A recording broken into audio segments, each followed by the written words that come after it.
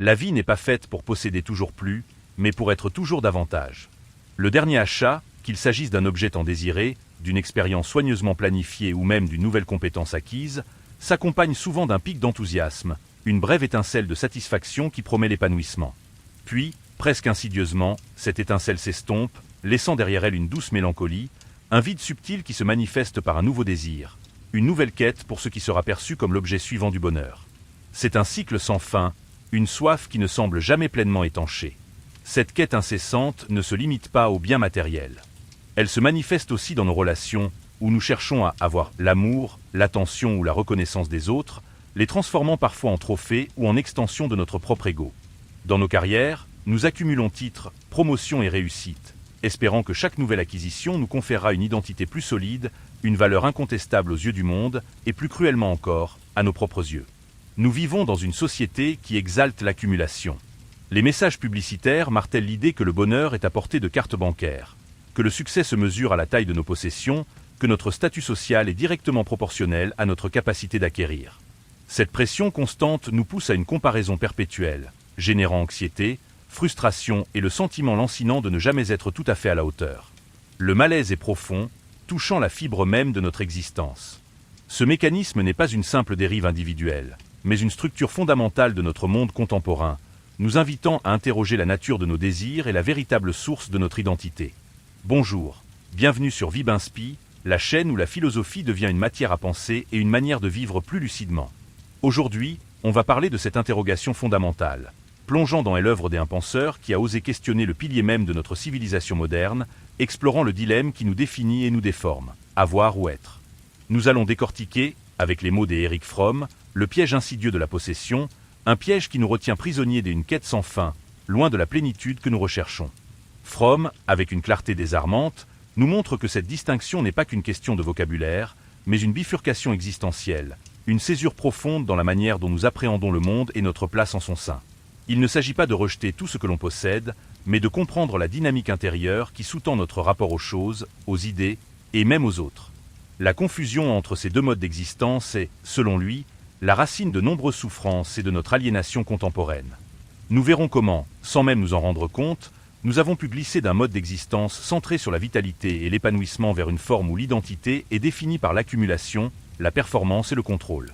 Ce cheminement nous forcera à regarder en face des vérités parfois inconfortables sur nos propres motivations et sur les valeurs que nous avons inconsciemment adoptées, révélant la fragilité de ce que nous pensions être des fondations solides. La quête de bonheur, de sécurité, de sens, se transforme souvent en une course frénétique pour amasser, pour conserver, pour se défendre contre la perte. Cette logique de l'avoir, Fromm l'éclaire comme un voile qui obscurcit notre capacité à goûter la vie dans sa simplicité, à nous relier authentiquement aux autres et à nous-mêmes. C'est un appel à l'éveil, une invitation à reconsidérer ce qui fait véritablement la richesse de l'expérience humaine, loin des mirages de l'opulence matérielle. Le véritable enjeu n'est pas tant de se défaire de nos biens, mais de se défaire de l'emprise qu'ils exercent sur notre esprit, de libérer notre âme de cette gravitation constante vers l'objet, pour se reconnecter à la source intarissable de notre propre être, un chemin qui promet une liberté et une profondeur que l'acquisition ne pourra jamais offrir. L'homme moderne se présente souvent en une liste d'acquisitions. Son métier, sa voiture, sa maison, la taille de son compte en banque. Ce sont les premiers éléments qui viennent à l'esprit, les fondations apparentes sur lesquelles son identité semble reposer. Lorsque ces piliers sont ébranlés, lorsqu'une perte menace, c'est toute la structure de son être qui vacille, une fragilité insoupçonnée se révèle au grand jour. Cette logique de la possession ne se limite pas au tangible, elle imprègne aussi l'intangible. On a un savoir, on a des opinions, on a une famille, on a même l'amour, comme si ces réalités profondes pouvaient être enfermées et détenues. C'est une manière de se définir par ce que l'on a accumulé, par ce que l'on contrôle ou pense contrôler, plutôt que par ce que l'on est en train de devenir, ou ce que l'on expérimente dans l'instant présent. Erich Fromm nous invite à voir dans ce mode d'existence une orientation dominante de notre culture, une manière d'être au monde qui a été intériorisée jusqu'à sembler naturelle. C'est le mode de l'avoir, où l'individu se perçoit comme un propriétaire, non seulement de biens matériels, mais aussi de ses propres capacités, de ses idées, et même de sa vie. Le verbe avoir devient le prisme à travers lequel toute expérience est filtrée, toute valeur mesurée. Posséder procure une illusion de sécurité, un sentiment de stabilité trompeur. Avoir de l'argent, un statut social reconnu, des connaissances encyclopédiques, donne le sentiment d'être à l'abri des aléas de l'existence, d'exercer une maîtrise sur son environnement. C'est une tentative constante de construire un rempart contre l'incertitude et la vulnérabilité, de créer un ordre où tout est quantifié, classifié, et par conséquent, pensons-nous, contrôlable. Pourtant, cette sécurité est éphémère, toujours menacée par ce qui ne peut être tenu fermement. Mais cette illusion est un fardeau, une chaîne dorée qui nous lie. Posséder implique la peur constante de perdre. Chaque acquisition est aussi une vulnérabilité nouvelle. La voiture peut être volée, le savoir peut devenir obsolète, la relation peut se briser, la fortune peut se dilapider en un instant. Cette anxiété sous-jacente est une compagne fidèle du mode de l'avoir, une ombre discrète mais persistante qui plane sur chaque bien, transformant la possession en une source de tension plutôt que de paix intérieure. Prenons l'exemple de la connaissance. Dans le mode de l'avoir, la connaissance est avant tout une accumulation d'informations, de faits, de théories que l'on possède et que l'on peut réciter. L'étudiant qui réussit un examen en régurgitant des données mémorisées, sans une compréhension profonde, en est un exemple frappant. Il a la connaissance pour un temps, mais il ne connaît pas nécessairement au sens profond d'une compréhension intégrée, d'une transformation intérieure de sa perception du monde et de sa place en lui. C'est une possession temporaire, non une assimilation véritable. Il en va de même pour la foi. Pour Fromm, avoir la foi signifie détenir un ensemble de croyances rigides, un système dogmatique auquel on adhère sans questionnement, le présentant comme une vérité immuable et exclusive à soi-même. C'est une propriété intellectuelle ou spirituelle, un bouclier contre l'incertitude existentielle. L'être, lui, vit sa foi comme une orientation, une confiance active, une manière d'être au monde, comme le soulignait Maître Eckhart lorsqu'il parlait de la foi comme d'une disposition du cœur, et non comme un stock de certitudes gardées jalousement. Et l'amour, cette expérience humaine par excellence? Combien de fois ne parle-t-on pas des « avoir l'amour de quelqu'un » comme on aurait une collection d'objets précieux? Fromm observe que cette approche transforme l'autre en une propriété, un bien dont la valeur diminue à mesure que la nouveauté s'estompe ou dont la possession est source de jalousie et de contrôle. L'amour n'est alors plus un processus dynamique, une action, une expression de soi, mais un état figé, une chose que l'on détient et que l'on craint de perdre, nourrissant un besoin de maîtriser ce qui par essence échappe à toute prise. Notre société, poussée par une logique consumériste implacable, renforce ce mode de l'avoir à chaque instant. Nous sommes incités à acheter, à renouveler, à améliorer sans cesse nos possessions, à suivre les dernières tendances. Le bonheur est vendu comme un produit, une série d'articles à acquérir.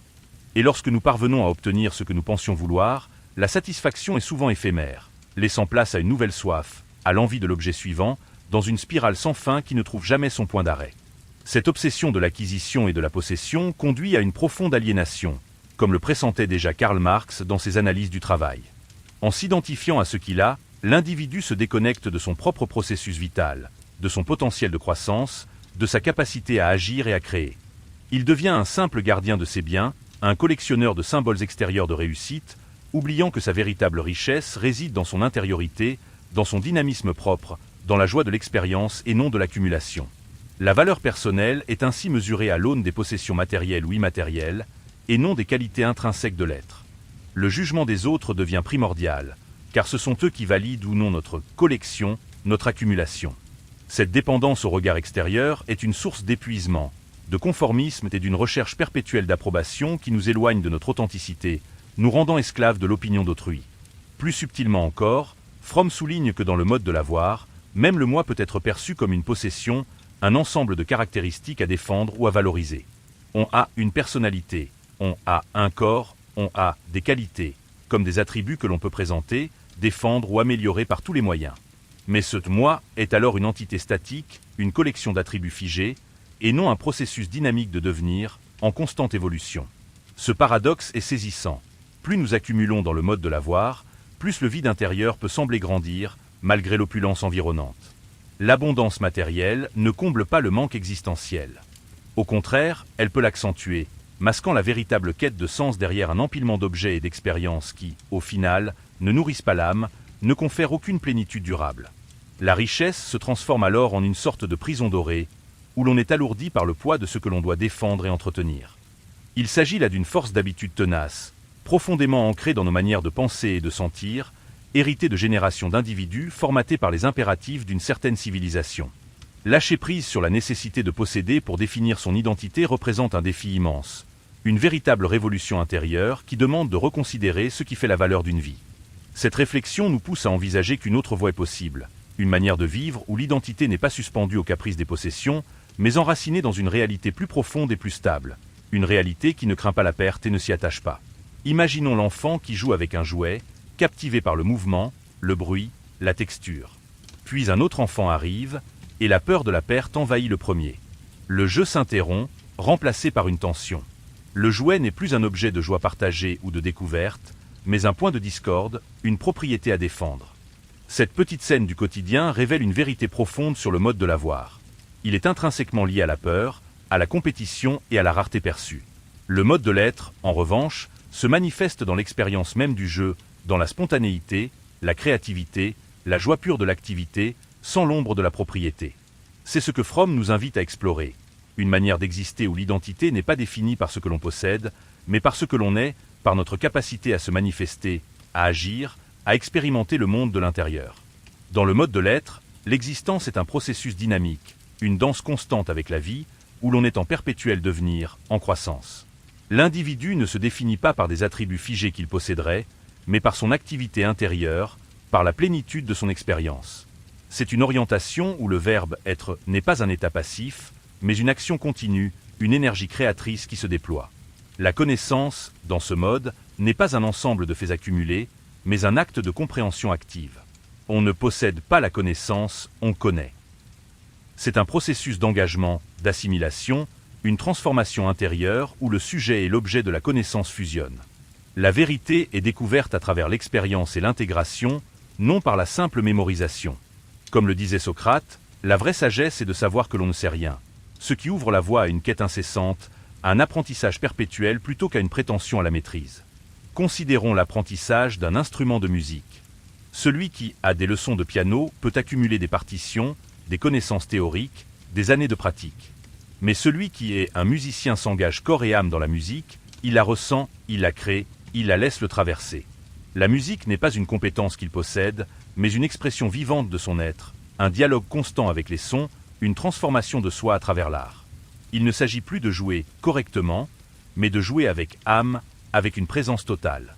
De même, la foi, dans le mode de l'être, est une orientation intérieure, une confiance radicale dans l'existence, dans la vie, même face à l'incertitude. Elle n'est pas une adhésion à un dogme, mais une expérience vécue, une attitude de courage et d'ouverture. C'est une foi qui ne craint pas le doute, car le doute lui-même devient une occasion d'approfondir la compréhension, de renforcer cette confiance fondamentale, comme le prêchait Spinoza, où la véritable liberté réside dans l'acceptation joyeuse de la nécessité et non dans la possession de certitudes absolues. Et l'amour? Fromm met en lumière que l'amour, dans le mode de l'être, est une activité, une action, non une propriété. Aimer, c'est donner, c'est s'ouvrir, c'est se relier à l'autre sans vouloir le posséder, sans chercher à le contrôler. C'est une expérience de fusion, d'unité, où l'individualité de chacun est respectée et magnifiée. Il n'y a pas de peur de la perte, car l'amour est une source intérieure intarissable, une capacité à créer et à partager, qui ne dépend pas de la rétention de l'autre. C'est un jaillissement constant, une offrande continue. Le mode de l'être est caractérisé par une capacité d'émerveillement et de réceptivité. Le monde n'est plus un ensemble d'objets à acquérir ou à manipuler, mais un champ d'expérience à embrasser. Chaque instant est neuf. Chaque rencontre est une opportunité d'apprendre, de croître. Il y a une joie profonde et simple à simplement exister, à percevoir les choses pour ce qu'elles sont, sans le filtre de la possession ou de l'utilité. C'est une présence totale à la vie, une immersion dans le flux du présent. Cette orientation vers l'être demande un certain détachement, non pas de la vie elle-même, mais de l'attachement aux résultats, aux possessions, aux attentes. C'est une forme de liberté où l'on n'est plus esclave des désirs et des peurs qui accompagnent le mode de l'avoir. Le bonheur n'est pas un but à atteindre par l'acquisition, mais une conséquence naturelle d'une vie vécue pleinement, en accord avec soi-même et avec le monde. C'est un état d'être, non un état de possession. La créativité est au cœur du mode de l'être. Lorsque l'on n'est plus préoccupé par l'accumulation ou la conservation, l'énergie se libère pour la création, pour l'expression de son potentiel unique. L'individu devient un artiste de sa propre vie, un créateur de sens, un agent de transformation. Il ne cherche pas à reproduire ce qui existe, mais à apporter quelque chose de nouveau, à innover, à se dépasser, trouvant sa joie non dans le produit fini, mais dans le processus de création lui-même. Un exemple frappant est celui de l'art. Un collectionneur a des œuvres d'art, il les possède, il les expose. Un artiste est un artiste, il crée, il exprime, il transmet. La valeur ne réside pas dans la toile ou la sculpture en soi, mais dans l'acte de création, dans l'émotion qu'il suscite, dans la manière dont il ouvre de nouvelles perspectives. Le créateur n'est pas un propriétaire de son œuvre, mais son médium, son canal, sa manifestation. Ce mode de l'être implique également une forme de courage. La courage d'être vulnérable, d'accepter l'incertitude, de renoncer au masque de la possession et de l'apparence. C'est le courage d'affronter sa propre finitude, son manque de contrôle sur le cours des choses, et de trouver la force non pas dans la maîtrise, mais dans l'adaptation, dans la résilience, dans l'acceptation joyeuse de ce qui est. La conscience de soi, dans le mode de l'être, n'est pas une introspection autocentrée sur ce que l'on a accompli ou ce que l'on possède, mais une ouverture constante à son monde intérieur, une exploration sans fin de ses propres profondeurs, de ses propres motivations. C'est une quête de sens qui ne s'arrête jamais, une compréhension de soi qui se construit à travers l'expérience vécue, la réflexion et la méditation. Fromm ne prône pas une ascèse matérielle absolue, mais un changement radical de perspective, une mutation intérieure. Il s'agit de vivre avec moins d'attachement, non nécessairement avec moins de biens. C'est une invitation à se défaire de l'idée que les choses extérieures peuvent nous définir ou nous combler durablement, pour se tourner vers une source de plénitude qui réside en nous-mêmes, dans notre capacité à nous relier, à créer, à ressentir, à être pleinement présent. Le chemin vers l'être est exigeant, il demande une vigilance constante, un désapprentissage de réflexes anciens, une rééducation de nos désirs. Mais la promesse est immense, une vie plus riche, plus authentique, plus libre, où la joie n'est plus dépendante des aléas extérieurs, mais jaillit de l'intérieur, comme une source intarissable qui ne craint aucune perte. Il y a là une véritable révolution à opérer dans notre rapport au monde et à nous-mêmes. On observe souvent un sentiment d'isolement au sein même des foules, dans les métropoles bondées où chacun semble pressé de vaquer à ses occupations, le regard rivé sur son écran ou ses pensées. Ce paradoxe de la solitude en société est l'une des manifestations les plus subtiles du mode de l'avoir, où les relations humaines sont souvent abordées comme des possessions, des outils, des sources de gratification plutôt que comme des échanges authentiques. Dans cette perspective, l'autre est perçu comme une extension de soi, une personne à avoir dans son cercle social, à contrôler, à utiliser pour satisfaire ses propres besoins ou pour valider sa propre image. L'amitié devient un réseau, l'amour une prise, l'appartenance un badge. Ces relations, bien que parfois intenses, manquent souvent de la profondeur et de la liberté nécessaires pour s'épanouir véritablement, car elles sont sous-tendues par une logique d'appropriation et non de partage désintéressé. Erich Fromm met en évidence la nature fragmentée des relations humaines dans une culture axée sur l'avoir. Nous nous rapportons aux autres comme à des objets, comme à des biens que nous cherchons à acquérir ou à maintenir dans notre sphère d'influence. La peur de la perte de l'autre, de son désintérêt, de son départ, devient une anxiété constante, transformant la relation en un fardeau, en une source de jalousie et de manipulation. L'amour, en particulier, est dénaturé lorsqu'il est vécu sous l'égide de l'avoir. On cherche à posséder l'amour de l'autre, à l'enfermer dans un contrat tacite ou explicite, à le rendre exclusif et inconditionnel à notre égard. Cette approche conduit inévitablement à la déception, car l'amour véritable est par nature un don, un mouvement spontané de l'être, et non une chose que l'on peut capturer ou retenir de force. L'autre n'est pas une propriété, il est un être libre. La jalousie est la manifestation la plus évidente de ce mode possessif en amour.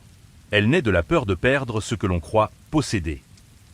L'autre, son attention, son affection, est vue comme une ressource limitée, et la moindre menace de partage ou de perte déclenche une souffrance intense. Mais cette jalousie révèle une insécurité profonde en soi, une incapacité à se sentir entier et digne d'amour sans la possession exclusive de l'autre. Dans le mode de l'être, les relations sont transformées. L'autre n'est plus un objet à posséder, mais un sujet à rencontrer, un être à respecter dans sa singularité et sa liberté. L'amour devient un acte d'offrande, une capacité à donner de soi sans attendre de retour, à partager sa propre vitalité et à célébrer celle de l'autre. C'est une interaction dynamique, une co-création, où chacun s'enrichit de la présence de l'autre sans chercher à l'absorber ou à le dominer. La véritable connexion se construit sur la confiance et l'authenticité, non sur le contrôle ou la dépendance. Dans ce mode, on ne cherche pas à avoir des amis, mais à être en amitié, à vivre des moments de partage sincère, de soutien mutuel, de complicité. L'amitié n'est pas un contrat, mais une danse, un espace de liberté où chacun peut être pleinement lui-même, sans masque ni prétention, comme le concevait Aristote dans sa vision de l'amitié vertueuse, où le bien de l'autre est autant, sinon plus, recherché que le sien propre. La parentalité elle-même peut être pervertie par le mode de l'avoir. Le parent qui possède ses enfants cherche à les modeler à son image, à contrôler leurs choix, à les faire correspondre à ses propres attentes et désirs. Les enfants deviennent alors des extensions de l'ego parental, des projets à réussir, plutôt que des êtres uniques à accompagner dans leur propre épanouissement. Cette possessivité étouffe la croissance, brise l'autonomie et crée un lien de dépendance toxique. Le mode de l'être en parentalité, en revanche, consiste à accompagner l'enfant dans son cheminement, à lui offrir un espace de liberté et de sécurité pour qu'il puisse découvrir qui il est et devenir pleinement lui-même. C'est un amour qui lâche prise, qui fait confiance à la vie, qui célèbre l'individualité de l'enfant et le prépare à s'émanciper, à déployer ses propres ailes. Il s'agit de cultiver, non de posséder. La solitude, dans le mode de l'être, prend une toute autre signification. Elle n'est plus une souffrance due à l'absence de possessions humaines, mais un espace de ressourcement, une opportunité de se connecter à soi-même, de méditer, de réfléchir. Elle devient une solitude féconde qui prépare à des rencontres plus profondes et plus authentiques. On ne craint plus d'être seul, car on ne dépend pas des autres pour exister pleinement. Cette transformation des relations humaines implique une révolution dans la manière dont nous percevons notre propre valeur. Lorsque notre estime de soi n'est plus liée à la validation externe, à la possession d'amis, d'amoureux ou de statut, nous devenons libres de nous engager dans des relations désintéressées, motivées par le désir de partager et de se relier, plutôt que par le besoin d'acquérir ou de rassurer notre ego. C'est un pas vers une plus grande maturité émotionnelle et spirituelle. Le défi est de taille car la culture de l'avoir a normalisé une certaine forme de marchandisation des relations, où les rencontres sont parfois évaluées en termes de bénéfices mutuels, de ce que l'autre peut m'apporter. Sortir de cette logique demande de réapprendre à voir l'autre non pas comme un moyen, mais comme une fin en soi, de reconnaître sa dignité intrinsèque, sa valeur inhérente, indépendamment de toute utilité ou de tout avantage personnel. En fin de compte, la capacité à aimer et à se connecter véritablement aux autres est un baromètre puissant de notre orientation vers l'être. Plus nous nous libérons de l'emprise de la possession, plus notre cœur s'ouvre, plus notre capacité d'empathie et de compassion grandit. C'est un chemin vers une humanité partagée, où la richesse n'est pas mesurée par ce que l'on accumule, mais par la profondeur et la qualité des liens que l'on tisse, par la capacité à être pleinement présent et vulnérable avec ceux qui nous entourent, offrant une promesse de libération et de joie mutuelle. Imaginez le tableau d'un homme constamment pressé, l'esprit envahi par les échéances, les objectifs, les rendez-vous, le regard fuyant et l'incapacité à savourer l'instant présent. Cette agitation perpétuelle, cette incapacité à se poser et à simplement être, est une autre facette de l'emprise du mode de l'avoir sur notre conscience. Notre temps, nos pensées, nos émotions sont souvent perçues comme des ressources à gérer, à optimiser, à rentabiliser, plutôt que comme des expériences à vivre pleinement. Eric Fromm observe que dans une société orientée vers la possession, le temps lui-même devient un bien précieux à avoir, à gagner ou à perdre. Nous parlons de gagner du temps, de perdre son temps, de prendre du temps, comme si cette dimension fondamentale de l'existence pouvait être stockée, accumulée ou dépensée. Cette conception instrumentale du temps nous éloigne de sa nature cyclique et organique et nous enferme dans une course effrénée contre la montre, où chaque minute non productive est perçue comme un manque, un échec. Le mode de l'avoir se caractérise par une anxiété constante liée au futur et une obsession du passé. Nous nous inquiétons de ce qui va arriver, de ce que nous n'avons pas encore, ou nous nous accrochons à ce que nous avons perdu, aux souvenirs, aux réussites d'antan. Le présent, ce point de convergence unique et fugace, est sacrifié sur l'autel de ses préoccupations temporelles, nous empêchant d'y trouver la plénitude et la sérénité. Dans le mode de l'être, au contraire, l'individu est pleinement présent à l'instant. Le temps n'est pas une marchandise à posséder, mais une expérience à vivre. Chaque moment est une opportunité unique de se connecter au monde, à soi-même, aux autres. Il y a une qualité de présence, une conscience aiguisée qui transforme le quotidien en une succession de petits miracles, une célébration de la vie dans son déploiement constant. C'est ce que les sagesses orientales appellent la pleine conscience. Prenons l'exemple d'un repas. Dans le mode de l'avoir, le repas est souvent une pause fonctionnelle, un moment pour recharger les batteries, pour ingérer de la nourriture, parfois même en travaillant, le regard rivé sur l'écran. L'objectif est de finir le repas, de passer à autre chose. La saveur, l'odeur, la texture, la compagnie sont relégués au second plan, sacrifiés à l'efficacité. Dans le mode de l'être, le repas devient une expérience sensorielle et relationnelle. Chaque bouchée est savourée, chaque conversation est écoutée avec attention, chaque parfum est perçu. Le temps s'étire, non pas dans le sens d'une lenteur forcée, mais dans celui d'une richesse de présence. Le repas n'est pas un moyen pour une fin, mais une fin en soi, une célébration de la vie. C'est une forme d'art de vivre, où la valeur est donnée à la qualité de l'expérience, non à sa rapidité ou à son utilité. Le sommeil, lui aussi, est souvent affecté par le mode de l'avoir. Il est perçu comme une nécessité, une perte de temps, pour certains, un rechargeur pour d'autres. L'angoisse de ne pas avoir assez de sommeil, ou de perdre des heures précieuses, perturbe souvent la capacité à s'abandonner pleinement au repos. L'esprit reste en alerte, calculant, planifiant, incapable de se détacher des préoccupations de la journée. Dans le mode de l'être, le sommeil est accepté comme une partie intégrante du cycle vital, une période de régénération profonde où l'esprit et le corps peuvent se relâcher et se renouveler. Il est vécu sans culpabilité, sans anxiété de la performance, mais avec une confiance dans le processus naturel. Laisser aller le contrôle, s'abandonner au repos, devient un acte de sagesse, une reconnaissance de nos limites et de notre interdépendance avec les rythmes de la nature. L'ennui, cette sensation de vide et de manque de stimulation, est également une conséquence fréquente du mode de l'avoir. Lorsque l'identité est liée à l'accumulation et à l'activité incessante, l'absence de ces stimuli extérieurs peut provoquer une profonde gêne. Ne rien avoir à faire est perçu comme un échec, une perte de valeur. L'individu cherche alors à combler ce vide par de nouvelles acquisitions, de nouvelles distractions, sans jamais s'arrêter pour explorer la source de cet ennui. Le mode de l'être, en revanche, transforme l'ennui en une opportunité de contemplation, d'introspection, de créativité. Le silence et l'immobilité ne sont plus menaçants, mais invitent à une connexion plus profonde avec son monde intérieur. C'est dans ces moments de calme que les idées nouvelles peuvent émerger, que les intuitions se révèlent, que la créativité peut s'épanouir. Le vide extérieur devient un plein intérieur, une source inépuisable de sens. Comme le soulignait Sénèque, la vie est longue si l'on sait en user. Il ne s'agit pas d'allonger la durée, mais d'intensifier la qualité de l'expérience, de vivre chaque moment avec une attention particulière. La conscience du temps est alors transfigurée. Le passé n'est plus un fardeau de regret ou de nostalgie, mais une source d'enseignement. Le futur n'est plus une source d'angoisse ou de désirs insatiables, mais un horizon d'opportunités, abordé avec confiance et ouverture.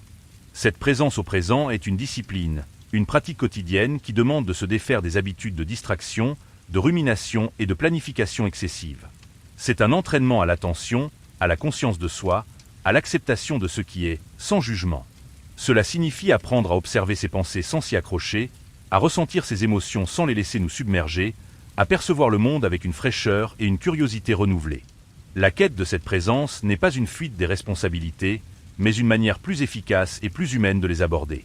Un individu centré sur l'être est plus créatif, plus empathique, plus résilient, car son énergie n'est pas dispersée dans l'anxiété de l'avoir, mais concentrée dans la force de l'action consciente. Il n'est pas défini par ce qu'il a accompli, mais par la qualité de son engagement dans ce qu'il fait. Ce passage du temps possession au temps expérience est une des clés de la libération que Fromm propose. Il ouvre la porte à une vie où la joie n'est plus une récompense différée, mais une compagne constante, où le sens n'est pas un but lointain, mais une texture présente dans chaque instant vécu avec conscience et intensité. C'est une invitation à ralentir pour mieux sentir, à s'arrêter pour mieux avancer, à être pour pleinement vivre. On se retrouve parfois devant un dilemme, déchiré entre la sécurité apparente d'une situation connue, même insatisfaisante, et l'incertitude d'un chemin nouveau, potentiellement plus épanouissant. Cette hésitation, ce tiraillement intérieur, révèle une confrontation profonde entre la recherche de sécurité dans le mode de l'avoir et l'appel à la liberté du mode de l'être. La sécurité dans l'avoir est souvent illusoire, bâtie sur des fondations fragiles, tandis que la liberté de l'être exige un acte de foi et un certain courage. Erich Fromm explore cette tension, montrant comment le mode de l'avoir est intrinsèquement lié à une recherche de sécurité matérielle et psychologique, un besoin de se sentir à l'abri des dangers de l'existence. Cette sécurité est souvent recherchée à travers l'accumulation de biens, de pouvoir, de connaissances ou de relations. L'individu s'accroche à ce qu'il possède, craignant par-dessus tout la perte, le changement, l'inconnu, ce qui le fige dans une position défensive, alourdissant son existence. Cette quête de sécurité peut devenir une prison. Plus on possède, plus on a à perdre, et plus l'anxiété de la perte grandit. On devient alors esclave de ses possessions, préoccupé par leur maintien et leur protection, plutôt que par l'épanouissement de sa propre vitalité. La liberté est sacrifiée au nom d'une sécurité illusoire, et la vie se réduit à une gestion de ce que l'on a. Le mode de l'être, en revanche, ne cherche pas la sécurité dans la possession, mais dans la vitalité intrinsèque de l'individu, dans sa capacité à s'adapter, à créer, à faire face à l'incertitude. La sécurité n'est pas trouvée dans la stabilité des choses extérieures, mais dans la force intérieure, dans la résilience de l'esprit, dans la confiance en sa propre capacité à exister et à se développer. C'est une sécurité qui ne craint pas la vulnérabilité, mais l'embrasse comme une part essentielle de l'expérience humaine. La liberté, dans le mode de l'être, n'est pas l'absence de contraintes externes, mais la capacité d'agir selon ses propres valeurs, d'être autonome, de choisir sa voie. Elle est une conséquence de l'affranchissement des peurs et des désirs illusoires du mode de l'avoir. Lorsque l'identité n'est plus dépendante de ce que l'on possède, l'individu devient libre de se déployer pleinement, de s'engager dans des actions qui ont du sens, de vivre une vie authentique. Un exemple frappant est celui de la prise de décision. Dans le mode de l'avoir, la décision est souvent guidée par la maximisation des gains, la minimisation des risques, la préservation des possessions existantes. La peur de perdre un avantage ou de manquer une opportunité pèse lourdement sur le choix, conduisant parfois à des compromis qui étouffent l'esprit. L'individu peut se retrouver enfermé dans des situations qui ne lui conviennent pas, par crainte de lâcher ce qu'il a. Dans le mode de l'être, la décision est orientée par les valeurs profondes, par l'élan vital, par l'authenticité. On ne cherche pas à optimiser un gain matériel, mais à aligner ses actions sur son propre chemin de croissance, même si cela implique des incertitudes ou des sacrifices. Le courage de choisir le chemin le moins sûr, mais le plus vrai, est une marque distinctive de cette orientation, comme l'enseignait Épictète, pour qui la seule chose que nous possédons vraiment est notre capacité de choisir nos pensées et nos actions, indépendamment des circonstances extérieures. La notion de bonheur est également transfigurée. Dans le mode de l'avoir, le bonheur est souvent perçu comme la satisfaction des désirs, l'atteinte d'objectifs extérieurs, l'accumulation de plaisirs. C'est un bonheur conditionnel, éphémère, toujours dépendant de nouvelles acquisitions, toujours menacé par la perte. Il est un état fugace, qui doit être constamment renouvelé par de nouveaux stimuli. Dans le mode de l'être, le bonheur est une qualité intrinsèque de la vie, une joie de vivre qui découle de la pleine conscience, de la créativité, de la connexion aux autres et à soi-même. C'est un bonheur qui n'est pas dépendant de ce que l'on a, mais de ce que l'on est, de la manière dont on s'engage dans l'existence. Il est une source intérieure, inaltérable par les aléas du monde extérieur, un état de plénitude qui ne craint pas la perte. Cette liberté du mode de l'être est aussi une liberté de l'esprit. Elle nous libère des jugements d'autrui, de la nécessité de se conformer, de la peur du ridicule ou de l'échec. Lorsque notre valeur n'est pas liée à ce que les autres pensent de nos possessions ou de nos réussites, nous devenons libres d'explorer notre propre singularité, d'exprimer notre authenticité sans crainte.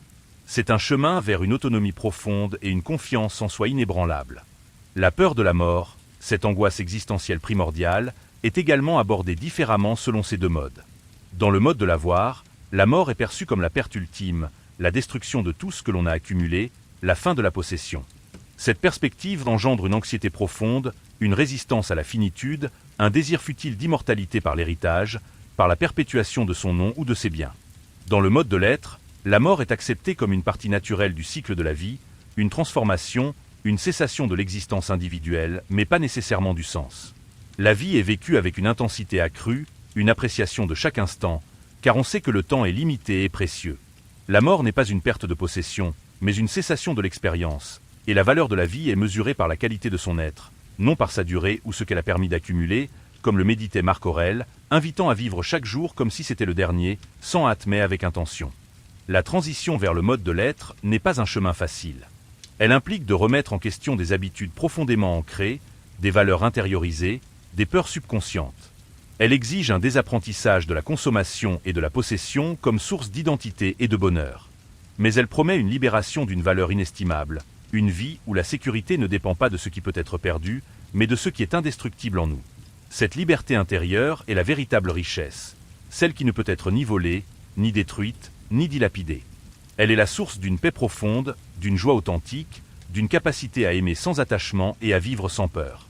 C'est un appel à l'audace, à la transformation, à la découverte de soi au-delà des mirages de la possession, un engagement vers une existence plus pleine et plus lumineuse, débarrassée du fardeau de ce que l'on croit devoir défendre.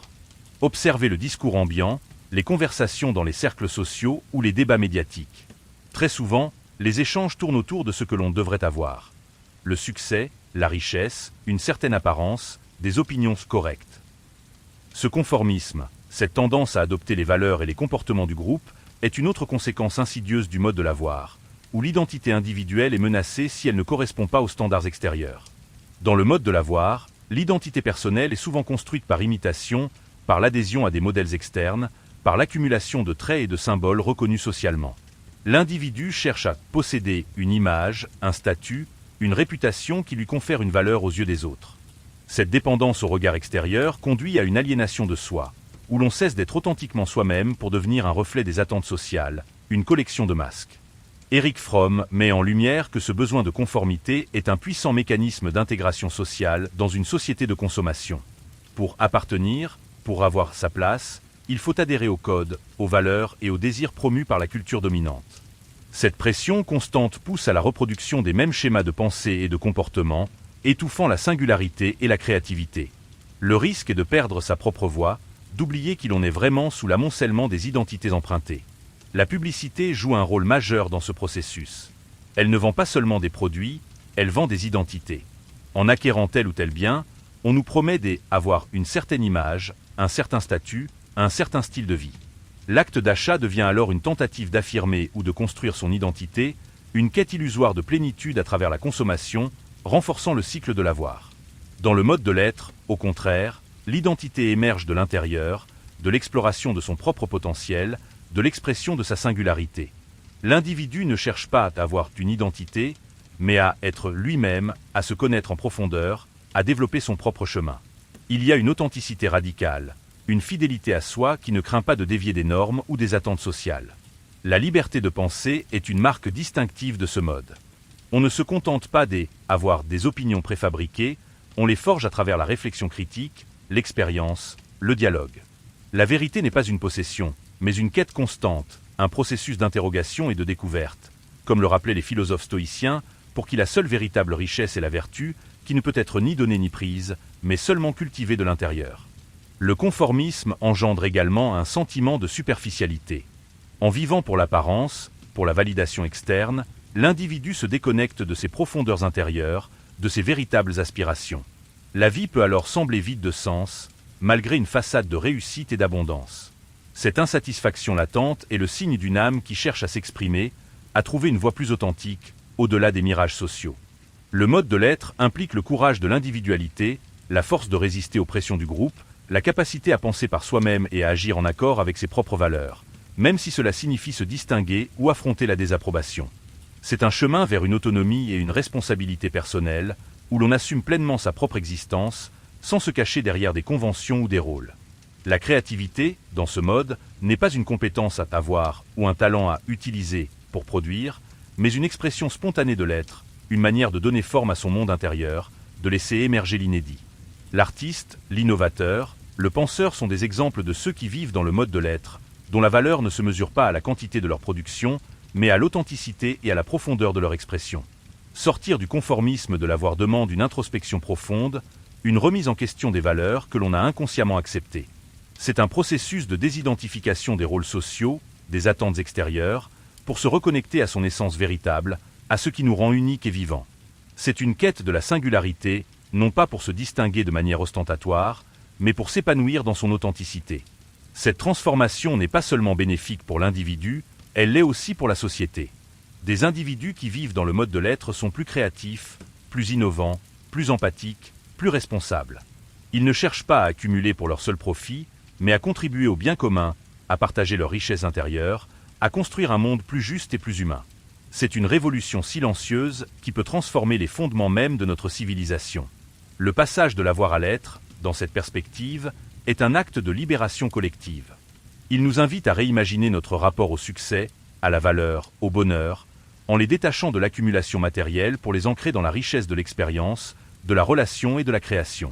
C'est une promesse de renouveau, une invitation à oser être pleinement soi-même, à dévoiler son potentiel unique sans les entraves du conformisme. Regardez autour de vous, observez les symptômes de notre époque. Le stress, l'épuisement professionnel, la montée des addictions, le sentiment d'aliénation, la quête incessante de sens. Ces maux ne sont pas des accidents isolés, mais les manifestations profondes d'une orientation existentielle déséquilibrée, le prix que nous payons en nous enfermant dans le mode de l'avoir. Erich Fromm, à travers son œuvre, n'offre pas seulement un diagnostic, mais aussi des pistes de guérison, une invitation à une transformation radicale de notre rapport au monde. Le passage du mode de l'avoir au mode de l'être n'est pas une simple réorientation intellectuelle, mais une révolution de l'âme, une mutation profonde de nos valeurs, de nos priorités et de nos comportements quotidiens. C'est un cheminement qui demande effort, conscience et persévérance. La première étape de cette transformation est une prise de conscience lucide des mécanismes de l'avoir en nous. Il s'agit d'observer nos propres attachements, nos peurs de perdre, nos désirs d'accumuler, non pas pour nous juger, mais pour comprendre comment ils opèrent, comment ils nous limitent, comment ils nous éloignent de notre pleine vitalité. C'est une exploration intérieure honnête, sans complaisance, des chaînes invisibles qui nous lient. Ensuite vient le désapprentissage, un processus actif de remise en question des valeurs intériorisées, des habitudes mentales et émotionnelles qui nous poussent vers la possession. Cela peut signifier interroger nos motivations lorsque nous achetons, lorsque nous nous engageons dans une relation, lorsque nous poursuivons une ambition professionnelle. C'est un effort conscient pour se détacher du besoin de posséder et de contrôler, pour cultiver une attitude de lâcher-prise.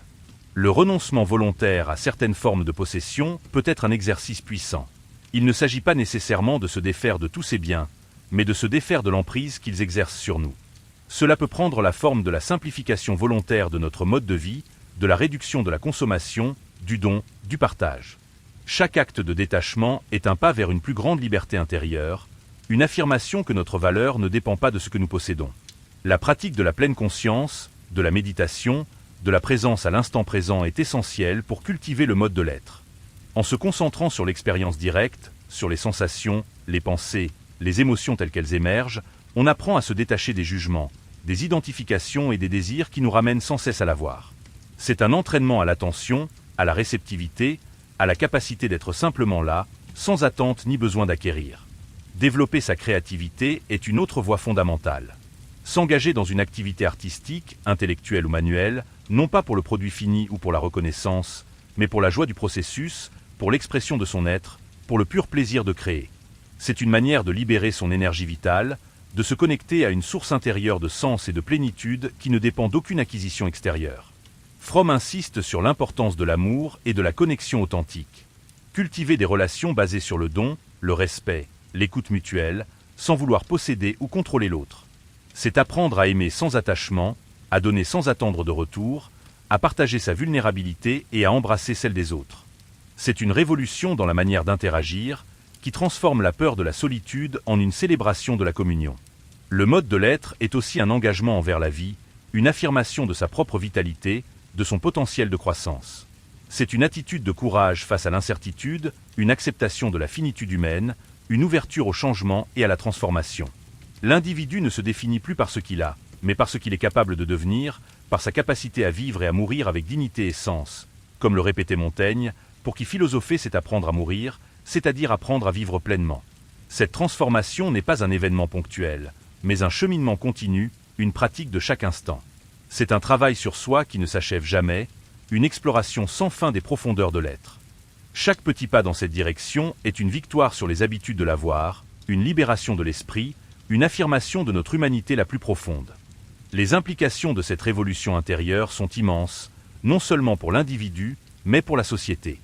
Une masse critique d'individus orientés vers l'être pourrait transformer les fondements de notre civilisation en déplaçant l'accent de la croissance économique et de la consommation vers l'épanouissement humain, la justice sociale, le respect de la nature et la solidarité.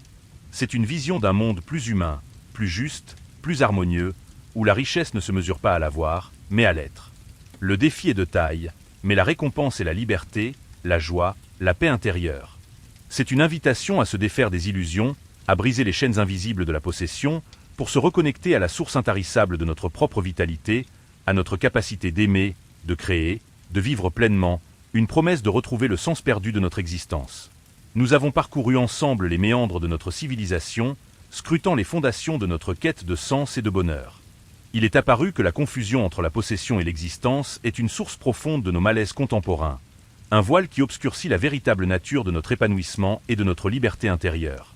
Cette exploration a révélé que notre identité ne se construit pas sur l'accumulation effrénée de biens matériels ou immatériels, mais se tisse patiemment dans la trame de nos expériences vécues, de nos relations authentiques, de notre capacité à simplement être ici et maintenant.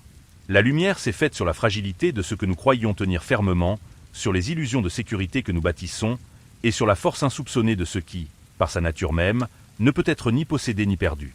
Comprendre cela n'est pas seulement acquérir une nouvelle information, c'est sentir une résonance au plus profond de soi, un déverrouillage de la conscience qui invite à reconsidérer l'ensemble de son existence. Le piège de la possession, brillamment mis en évidence par Erich Fromm, est bien plus qu'une simple critique du matérialisme consumériste. C'est un diagnostic perçant de l'âme moderne, un appel urgent à reconsidérer la direction de nos vies, le moteur profond de nos désirs et de nos actions. C'est l'essence même de notre humanité qui est en jeu, notre capacité à nous épanouir non pas en ayant toujours plus, dans une course sans fin et souvent stérile, mais en étant toujours davantage, en nous connectant à cette vitalité intérieure, à cette source inépuisable de sens qui ne dépend d'aucun facteur extérieur.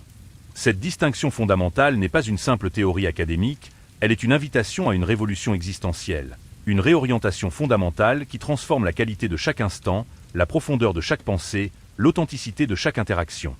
La véritable liberté et la plénitude résident dans ce passage courageux de la voie à l'être, un chemin vers une existence plus riche, plus consciente, plus authentique et infiniment plus significative, loin des angoisses de la perte et de la futilité des accumulations.